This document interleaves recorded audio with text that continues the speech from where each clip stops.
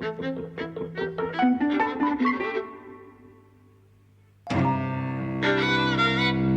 and welcome to Eavesdropping at the Movies. I'm Mike. And I'm José.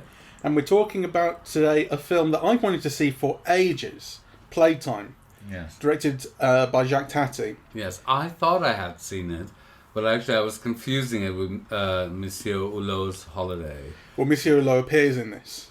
Well, Jacques Tati is Monsieur Hulot. Exactly. So you realised like an hour in, or maybe half an hour in, that you hadn't actually seen this before. That's right. And at that point, you went, well, I'm not really enjoying this. And then you started to laugh at stuff. Yes. And it is a comedy. It is a comedy, though, you know, I still have kind of mixed feelings about it, really.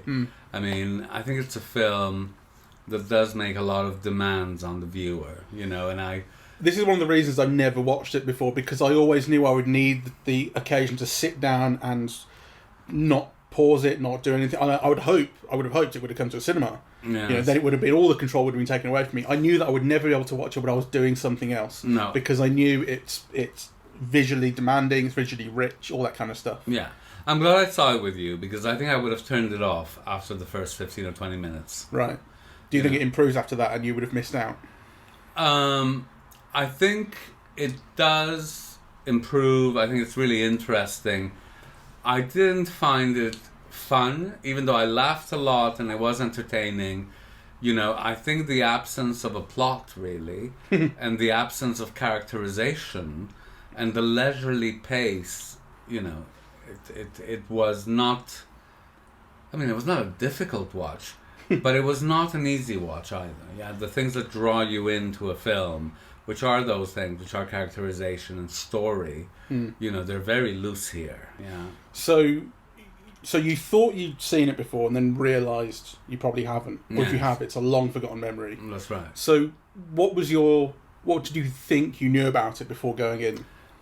Well, I think I was confusing it with Monsieur Hulot's Holiday, which I just remember as having seen as a child or as a teenager, and just having really loved it. I haven't seen it since, you know, but I really loved it. And I thought that's what we were going to see. So this was just a completely new experience. Yeah, exactly. You know, but, I mean, you know how it is with memories. I mean, for the first 15 minutes I thought, did I get it wrong? Are they... You know, does it start at the airport and then does it move to the beach? Or, you know, it's that kind of loose memory. Well, what I knew about it was the kind of stories around it. So famously, there was this enormous set built for the film, which included the paved roads outside, that sort of thing. So it's in this kind of sort of dystopian, like future financial district / city centre in Paris.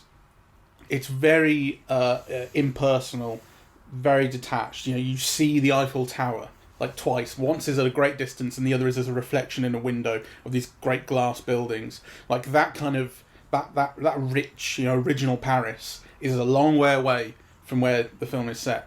And I knew that this set cost an enormous amount of money, something like 17 million francs. Right. Which was something like $3.5 million at the time in 67. Well, 64 to 67. It took 3 years to film. There were financial problems. It ended up bankrupting Jacques Tati, basically ruining him, and it was a financial failure. I don't know how it did critically, but financially, very, very badly. And I knew that it was about these long takes that were very wide. It was shot on 70mm, so that the details would show up. You could see someone in the corner of the screen, someone in that corner of the screen, all this action happening at the same time, little jokes happening in different parts of the frame, that sort of thing. So I was really looking forward to seeing all of that, and I think it works beautifully. What I didn't expect was the way that life kind of comes into the film through the course of it. So it starts off, I'd heard it somewhere, I don't know if it was something that Tati said or something that a critic has said, that the film is about straight lines turning into curves. Ah, that's a very interesting way of putting it.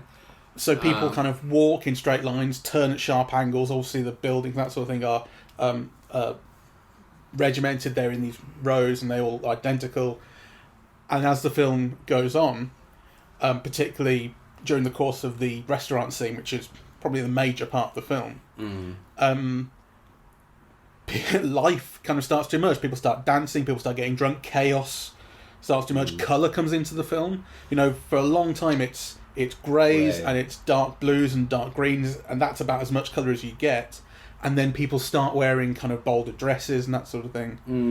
And by the end, you get this carousel sort of merry-go-round thing out of that emerges out of a roundabout that's it's got gridlock traffic that's moving very slowly.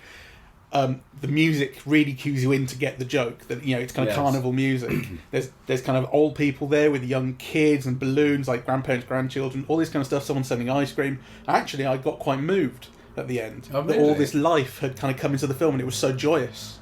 You see, I didn't like it. Really? Yeah, because I thought, the film is anti-modernity, right? So it begins with, in an airport, and like you said, then you go into a convention, and everything is straight lines and grey and rigid, and nothing modern works. The chairs are all like, they make kind of semi-farting sounds and, and so on, right? And at the very end of the film, and it's all full of foreigners, right? It's all tourists and Germans. Lots of American tourists, Lots especially. of Americans. And at the end of the film, when you say, it turns a curve, which is true. I mean, I agree with everything you said.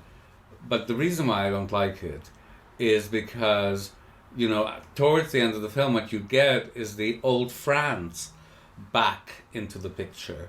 The workmen with their wine and the flirting and the making passes at the women and the stealing of the drinks and the working people, and the French chanson, and the cheeses and and then actually, so at the beginning the reflection is the Eiffel Tower. Towards the end, it's like the Sacré-Cœur, So I thought it was like a kind of a nostalgic thing. So life erupts really kind of when you get to the true France, the old France. That's interesting. So, and I didn't like that. Do you think that, because I know what you mean, and I think if it were maybe that kind of relationship with the nationalism that maybe evokes is something that I miss, and I say I miss, I mean I don't get, because I'm not French. Whereas if it were British or English especially, I would feel that kind of reservation towards, because when kind of English nationalism shows up, I'm pretty reticent about it. I don't think it's so much nationalism. I'm not sure I would put it that way. Okay. But it's a nostalgia for the past. Yeah. Okay. It's like the workers from the market and the men fixing the roads with the cement and the holes. Manholes. I think manholes. That's right. That's what you see towards the end, right? All those working people in traditional jobs kind of coming out. So I'm not sure it's purely like a nationalism. It's more like a nostalgia for the past, and tradition and, I mean, actually all those workers at the end were like the equivalent of like, I don't know, London Cockneys coming from Covent Garden, to have a pint at the new whatever, right? Yeah. That's kind of what it evoked for me. So it wasn't like a rah-rah nationalism. It was just, a nostalgia for the past, or, that kind of life is in tradition, and, which is not necessarily a bad thing, but the soullessness of the beginning, which begins in an airport, moves to a convention center, and then the life at the end, which really starts in a nightclub, where nothing modern works, actually, and what keeps everything alive is traditional stuff that is handmade or that requires people. The music especially. The music, the singing, everything mechanical or electronic is a failure. Everything about design is a failure, So, and then kind of to move into, again, that American drugstore cafe where all the food is soulless and everything is terrible until the workmen arrive. Yeah. No, what I mean. So at the end, in the carousel scene, let's call it. Yeah. That is this kind of life being brought out of modern things, modern imagery. Kind of modern cars, modern traffic jams. Kind of the crane turns into like a sort of, like a ride basically. Yeah. So it evokes that. So, do you think is that supposed to be, or do you read that as a kind of synergy between the nostalgic and the modern, or the nostalgic kind of breaking through and overtaking it, like life finds a way. I don't know. I mean, I hadn't thought of it the way that that you put it, because I was just skipping that part, I suppose, right? Because you see the people inside, and then actually that very stylized traffic, going around and around. I just thought, well, that's a tiny thing whilst the tourists are all going on the way to the airport. But now that you mention it, it does have the only aspects of modernity that seem fun, right? So the new cars, the Citroens, the motorcycles, kind of, with couples in them, the vans with, sexy roller skaters in the front. So it might be a moment of synthesis. Yeah, it's kind of, but it's clearly the culmination of the film. It's almost just before the end point where everything goes through the airport in darkness. I also kind of couldn't quite figure that out, because I thought initially, how neat, it's 24 hours. The day. And then as the bus goes to the airport, it's dark. And you think, well, actually, then that destroys my thesis that it's a day, right? It's a 24-hour period, because all of a sudden now it's a day and a half, presumably. Yeah, we've been through the night at the restaurant. Yeah. So I didn't quite... And then the film gets progressively darker, doesn't it, as it gets near the airport. So I think it kind of cuts to a nighttime shot. That's the impression, like maybe from like an evening shot to a nighttime shot. It seemed to cut quite quickly, and then it all just fades to black, and that's the end of the film. So I didn't quite get that, right? I mean, I think I was expecting, by the first half hour of the film, I was expecting so little that there were lots of things that made me laugh subsequently. They were unexpected. Yeah. Or a joke catches you by surprise, and actually there are many clever jokes, and there are many jokes that are cleverly filmed visually. Yes, this is what I wanted to bring up. There's a lot. There are kind of these visual puns that occur. Some of which I think have probably been seen before and seen since. Not everything is necessarily original, but there's a kind of cacophony of them. There's one in the drugstore where the electronic sign says drugstore and the letters are lit up individually, and then it breaks, and the guy's saying, no, light that one, no, move it over, and eventually the O lights up in drugstore, and that's above a priest's head, makes it look like a halo, and it's there's nothing else to it. It's just a lovely little joke.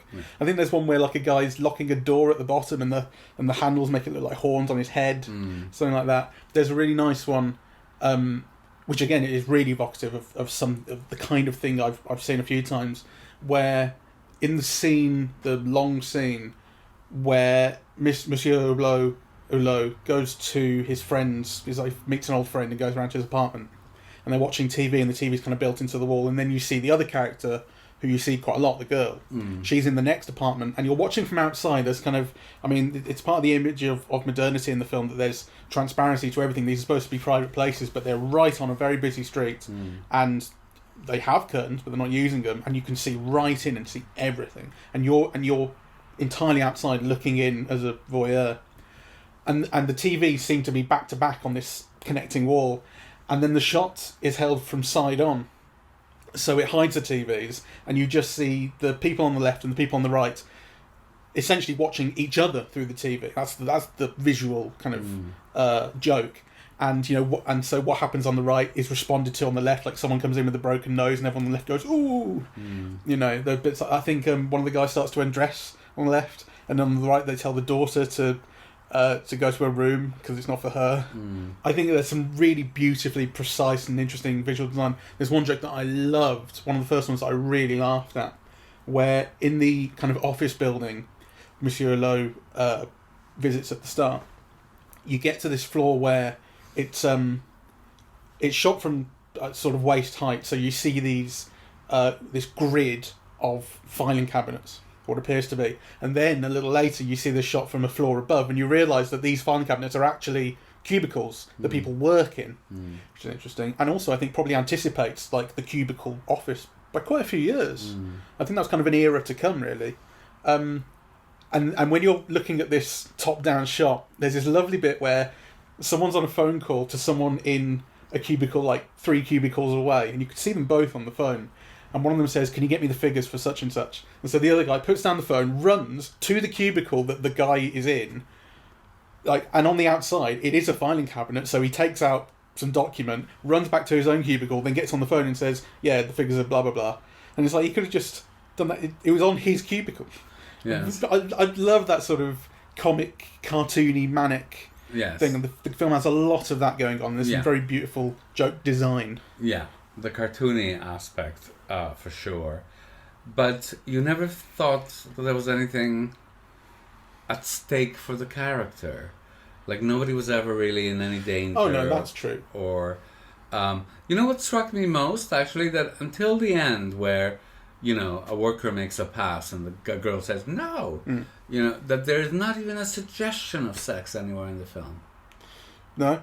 Well, I think that kind of goes along with the films up until they start dancing. And dancing is kind of inherently sexual to some degree. I didn't even find that. But I agree, kind of, even then, probably not. But certainly up until then, when things are really meant to be, I think, you know, at their most impersonal and kind of disaffected or what have you, then there's no real sense of connection of any sort, including sex. Yeah, I know. I just thought it was weird. Like, I mean, not necessarily in a bad way. Right. I just thought it's... I can't think of another film where, you know, there's not even a suggestion of sex, you know, for most of it. Yeah, that's kind of... Yeah. Can you? I mean, probably children's films. Okay, I know what you're getting at. You know, let's keep children's films out of it. Though even there, I would, you know, we'd have to talk about specifics. But you know, it's hard to think of a film not for children. That has almost no, not even a soupçon of it's chase. Sex. I just thought that was... And not like conspicuously so. Like, it's not like sex kind of shows up and is shunned, it's just not there. It's just not there. Yeah. I know what you mean. That's interesting. So, I did very much like the whole look of the film. I think it's amazing, right? Like, so actually I was very interested in your saying that it was shot in 70mm, because once you mention it, you can see it, right? Kind of, the image is big and it's clear. You know, but also the shot designs are so interesting. It's all on planes, and at angles and so on. It looks smashing. You know, I just thought that it was kind of sterile, really. You know, for the first part, and you think, okay, it's meant to be sterile, but actually that doesn't make watching it any more appealing. Yeah, that kind of, you know, you could kind of give the impression of a sterile culture or environment, and not make the viewing of it sterile, which I thought it was for the beginning. I know what you mean, but I gave it a lot of time to breathe, I guess, because, well, my expectations of it were certainly different to yours, because I knew to a degree what I was getting in for. You thought you were seeing a completely different film. I thought I was seeing a more charming, lighter comedy. Yeah, exactly, which is not what this is. Let's talk a little bit about the restaurant scene, because that is the centerpiece, right? Yeah. Of the film. I mean, it must last about an hour or something, right? I think it's getting towards that. It's basically like the bulk of the second half of the film, and it's a 2-hour film. And it's set in a gourmet restaurant that has just opened. It's, you know, the most modern of modern. And, you know, as the scenes unfold, you see that nothing works, that actually, you know, nobody's really looking after the customers. Some fish gets reheated like 55 times and resalted, and you know, and so on. And the chairs are so badly designed that they leave marks on people. You know, the lights don't work, the heating doesn't work. You know, so all that's meant to be modern and wonderful about it, that you press a button and it does something, falls apart. Which is, you know, I mean, Chaplin did that in modern times to a degree, except that this is all obviously much more modern and streamlined and so on. So I thought all of that had very good gags, actually, you know, and it was fun to watch, and the music, you know, kind of heated up, you know, the scenes, right? So it had samba music for half of it, and then American jazz music. And then it became French chanson. So that had a kind of like a different energy, and all of the characters or most of the characters that you'd met up to that point reappear in all of this, or they all converge. And it had a lot of really good jokes. I love the bit where, even the airplane is melting in the heat, and then, as the air conditioning goes up, it kind of straightens out. I just thought there weren't enough gags, Well, I do kind of know what you mean. Like, at one point, in fact, that airplane bit with the little airplane model, that I thought, that's an airplane joke, as in from the film Airplane. Not that it's from it, but like there are bits that it really made me think of that kind of comic sensibility. And then I was thinking, could you say about this the way people say about Airplane? Could you think about the rate of jokes that it has? That's what people tend to think about when they think about Airplane. If you don't like a joke, another one comes along 5 seconds later. It's not like that. This is not like that. But I really think it's about the sensibility and the mood, which I really like. And in fact, when you said that you felt there was nothing at stake for the characters, I kind of think, well, it's not that it's not about the characters. You do recognise particularly these two, Monsieur Hulot and the girl, as they kind of inhabit the same scenes throughout the film, and eventually they kind of start interacting, and he buys her a gift at the end.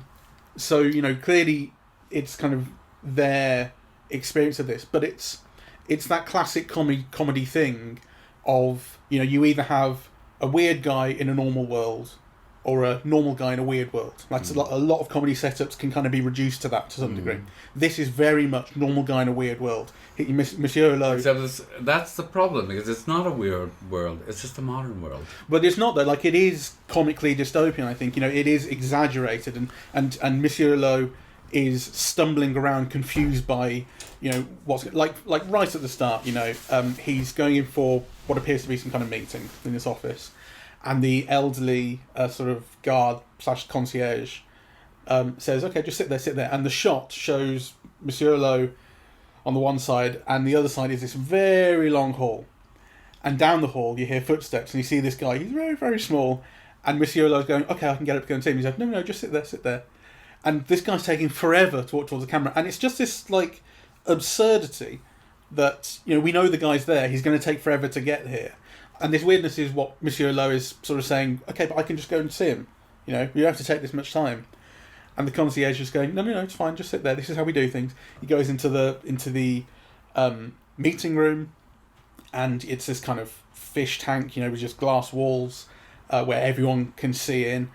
And he's sitting on the chairs, and the chairs will make a different noise. And he's found himself somehow within this world or version of the world that he doesn't get. And there's stuff that we would find weird too. Like, the joke is he is the normal guy experiencing the weird stuff. Well, maybe. I mean, I wouldn't have found it so weird. So for example, one of because it is modern cubicles, it is a modern airport, it is modern gift shops that you recognize. Yeah. So maybe there's that. But there's a kind of detachment to the behaviour and that sort of thing that is, how can I say it better than detachment? Like, you don't respond to it. It's not human. I don't know. I mean, so for example, there's the bit at the end where he has to go through the turnstile after buying the present. Yeah. And he mistakes one turnstile, which is just a whole bunch of pots with the same handle. And so he leaves that way, and he's made to return back, for no reason at all, to go through the proper turnstile. Right? And of course, there's people in front of the turnstile, and he's running out of time and so on. To me, that's the equivalent of, like, computer says no jokes, right? Like, yeah. But aren't those computer says no jokes about the absurdity of... Because the thing is, the computer says no joke in Little Britain is... It's not that the computer... It's the insistence of the woman who sits behind the computer that computer says no, and that's all, and you can't get through. And it's like, it's just, how do you communicate with this person? Why are you behaving like this? Yes, it makes no sense. You know what I mean? Yeah, so but that is the film, right? It's the modern world that makes no sense to Monsieur Hulot, though actually I don't find it strange at all. Well, I think maybe you've got... I do wonder to what degree this anticipates some tropes and imagery that maybe we're very used to today. Yes. Yes, that's hard to say. It really. is. So maybe I have to leave that one unanswered for the time being. Yeah. I'm glad I saw it, and it was funny, If somebody were to say to me, this is the work by one of the greatest directors of all time, I would say, what? Yeah, I mean, I wouldn't be... Yeah. It is, I think, considered his masterpiece. Yes. And he only made 6 feature films, Yes. I think, over a sort of quite a long career. I don't know if he had like kind of constant financial troubles or anything like that during his career, but this is certainly the film that seemed to finish him. Yes. Well, I can understand why it finished him. Yeah. You know, I think I can't understand why it's considered, you know, a masterpiece.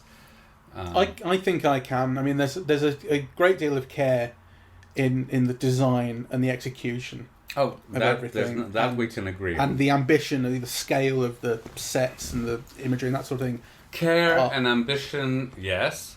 You know, but I think it has something to say. I think it says it quite eloquently. It says it with lots of good jokes, and it made me feel at the end, which I really didn't expect from a film that starts off so, you know, dystopian and detached the way it does. I didn't expect that the culmination of the music and the imagery at the end to make me feel. Well, I mean, his films are always gentle. I mean, one of the things that struck me was, you know, that there's no joke at anybody's expense. Yeah, you could have made the Germans really nasty, and instead, you know, they become the jovial, kind host of the party at the end, right? You know, you could have made the Americans really a nasty butt of a lot of jokes, and he doesn't do that either. No, to a degree he does. I mean, there is something interesting or something very fun. Gentle jokes. Yes, it is. Oh yeah, I'm not saying it's like anti-American or whatever, but I do like that. There's a gentle, you know, kind of running thing of how the Americans are constantly getting off buses and being kind of shooed around. Yes. And so I kind of like the idea. Which really fits in with the kind of the loss of old France kind of thing, that, you know, these Americans have just arrived and they're invading the restaurant. They say, "Oh, no, tourists." Uh-huh. Oh, there isn't that. No, they've just arrived off the airplane at the start, and they get bussed into the city, and the first place they go is this trade expo with just products from like Philips and American companies, like rather than the Eiffel Tower. I know, but you see, and all these jokes. So one of the jokes that I pointed out to you is that at the airport, or it might be a travel agency or something, they have posters from Mexico, Stockholm, you know, and actually they all feature the same modern building in the poster, right? Yeah. Like, yeah. So kind of all these places are the same. Modernity's ruining everything. You can't tell Mexico from Stockholm, you know. Actually, that became an advert or an advert concept in Mad Men. For Hilton, I think. I forget exactly what the thing was, but it was along the lines of Hilton's always there no matter where you are. We always see the same hotel in the image. Yes. So like that, you know, in Mad Men, for that episode, it was turned to this positive. Yes, it's a reassurance. But of course, in this film, it's absolutely not that. Yeah. I really liked in the Trade Expo the German company with the silent doors. It was a slam your doors in golden silence. Yes. Is the thing, and then you get, which I thought this is such a good joke. So you slam the door and they just mute the sound. They don't put a sound effect in. It's wonderful. So it's genuinely silent. So people leave in a huff, but can't. Yeah, they don't make a noise. And then the CEO thinks that someone's been through his desk. He's told that someone's been through his desk. Thinks it's Mr. Hulot, and so he starts having a go at him, shouting at him. And he says, "Look at this technology. It's state of the art." And he's holding like a binder in his hand, and he throws it to the ground, and that doesn't make a noise either. I really loved. Yes. I mean, it's a film that's hard to dislike. Yeah, it is kind of very gentle. It's you know, it's humorous. It looks smashing. You know, I just didn't really take to it. Can you think of films that you could compare it to, or do you think it's, you know? Well, I suppose, you know, a film that deals with what to me I have seen similar themes is something like Charlie Chaplin's Modern Times. Yeah, and if you think about that, I mean, that has like one glorious scene after another. Chaplin being stuck in the, you know, in the mechanisms in the factory, or you know, the assembly line, or roller skating in the department store. I mean, you know, I to me this has nothing like that. I don't think this has any individual moment like that, but I love the construction of these long scenes. It's like probably 5 or 6 overall scenes in the film, almost like vignettes. You move from one to the next, and the way that you kind of, some of them you move through, like the Trade Expo doesn't really develop, you move through it. And you kind of notice things happening, you have these little interactions with different booths. But then the restaurant scene is obviously, you start off and you lead to somewhere else. That scene develops. The carousel scene develops. And I think it's beautifully orchestrated, and like right at the start you really get the sense of the kind of, there's a plan behind everything, the timing of people moving in, things gradually getting busier. It's very conscious of rhythms, it's very conscious of placement of people. Everything is really carefully worked through. One could make a joke and say, and yet it's lifeless, but that's not even true. It's not that. I think for me the main problem is it's a kind of experimental film in a way, right? But it's feature length. And so what happens is that you have a protagonist, but you don't have a hero or a character. Yeah, and you have a film, but actually you don't have a story. Yeah, so, yeah. I do know what you mean about not having a story, but I know I didn't have a problem with that at all. I thought this is the situation, we're following people through a situation. I didn't feel the lack of, a character's goals or wants or needs. I really enjoyed being like Monsieur Hulot in this world, discovering it, experiencing it. Yes. Well, I didn't mind, and I gave myself to it, a quarter of the way through, but it did take me a while, and it might take me a while more to think, but actually right now, as a moment of reflection, I just think the film doesn't have a payoff. I think you're right in saying it's ambitious and so on, but I at least in terms of, the experience of watching it, which was fine but not, overwhelming. And then actually the process of thinking about it afterwards, which is not giving me enough either, right? I mean, what I can get out of it is this thesis on modernity, and that's not enough for me, Yeah. Maybe it's a film to live with a little bit. Yeah. Because in a sense, I have been living with the idea of it for a long time and just held off watching it. Well, clearly I've had the wrong idea for a long time. Because, the first moment that it came in, it was almost like I was gleeful with anticipation. Right? So you have that experimental music that begins the film. Yes. And I think, oh, this is so daring. And then the colors come out, Playtime. I think, this is going to be so joyful, right? Because there's this yellow and blue and red, I think, right, that mark out the letters Playtime. I think, this is going to be such fun. And then you have gray, right? Exactly. So, I'd be really keen to see some contemporary reviews of it, though. Just see kind of... Because I do wonder how much of it, as I say, is imagery and tropes that we are really used to now. How much of it actually was quite original at the time.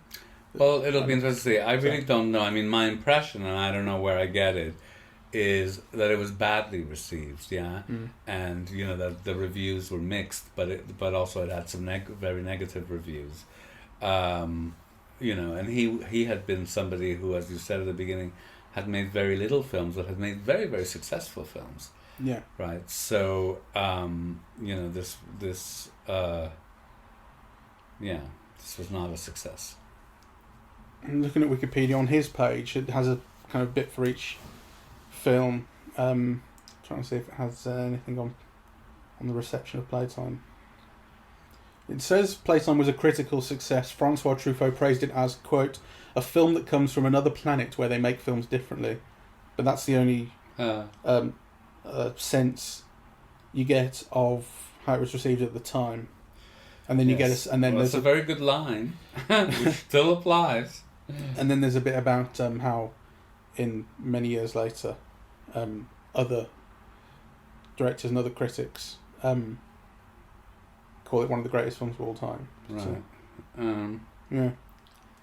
Well, the reason that I ask what films could you compare it to is because obviously there are many, many films that share its themes and ideas. But, there are very few that I could say, if you liked this, you'll like Playtime. I think it really does share a kinship with silent comedy. Yes. There's no question about that. I mean, the film is largely wordless and almost all the comedy is visual. Let me read you this from Roger Ebert. which is interesting. So Jacques Tati's Playtime, like 2001: A Space Odyssey, or The Blair Witch Project, or Russian Ark, is one of a kind, complete in itself, a species already extinct at the moment of its birth. Even Monsieur Hulot, Tati's alter ego, seems to be wandering through it by accident.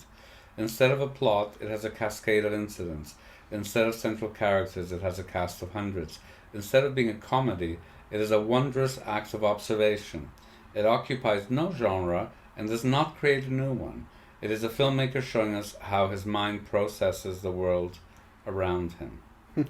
It's an influence on the terminal, for which Steven Spielberg built a vast set of a full-scale airline terminal.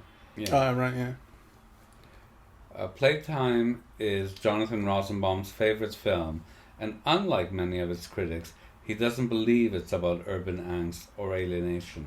In a lovely passage, he writes, "It directs us to look around at the world we live in, the one we keep building, then at each other, and to see how funny that relationship is, and how many brilliant possibilities we still have in a shopping mall world that perpetually suggests otherwise. To look and see that there are many possibilities, and that the play between them, activated by the dance of our gaze, can become a kind of comic ballet, one that we both observe and perform." That's kind of... Isn't that nice? Yeah, it's very beautifully put, actually. So, yeah. There's a short film, which is the only thing that really springs to mind as something I've seen that's very similar to this. A short film by an Irish filmmaker and artist called David O'Reilly. It's called The External World, and it's online, it's on YouTube, I think, and on Vimeo and whatever. It's 17 minutes long, and it's absolutely brilliant. It's an animation. I mean, we talked about this having a kind of cartoony comic aspect. The jokes and kind of design of the world in The External World are much more overtly kind of comic-y and cartoony. But it shares this idea of like you see this enclosed space. You actually get these shots from the sky. It's all animated and computer generated, and you see these shots from the sky of the city, and only the bits of the city that you see, the centre, are coloured in. Everything outside is just white and blank. Like you really get this sense of just being in the middle of this place, and you just follow around a few different people, a few different characters, as they kind of explore the world. Some of them are living within the world and get it, and they're part of it. Some of them, like Monsieur Hulot, are looking at it kind of from the outside, going, "What's going on here?"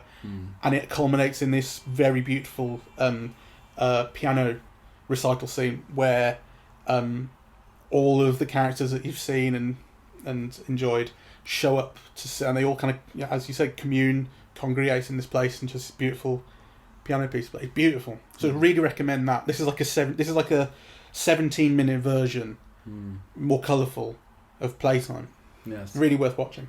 Yes, I think Playtime would have been better a little shorter. I loved it though. I thought it was great. Good. I'm glad I waited so long to watch it in the right mood and setting. Yeah. I have to think about it some more. Yeah. It's Okay. definitely not my favourite film. So I loved it, and I really recommend it. And there's not a lot you'll see that is very much like it, I don't think. Yes, I recommend it. I think, it is a very interesting film. And I did enjoy it, actually. But... Yeah. Okay. There you go. All right, well, thank you very much for listening. We're eavesdropping at the movies, and we are on Apple Podcasts, Spotify, SoundCloud, YouTube, Google, Amazon, I think. Our social media is Facebook and Twitter, @eavesdropmovies. And our website is eavesdroppingatthemovies.com. Thank you very much. Au revoir. Au revoir. Oh, you're multilingual.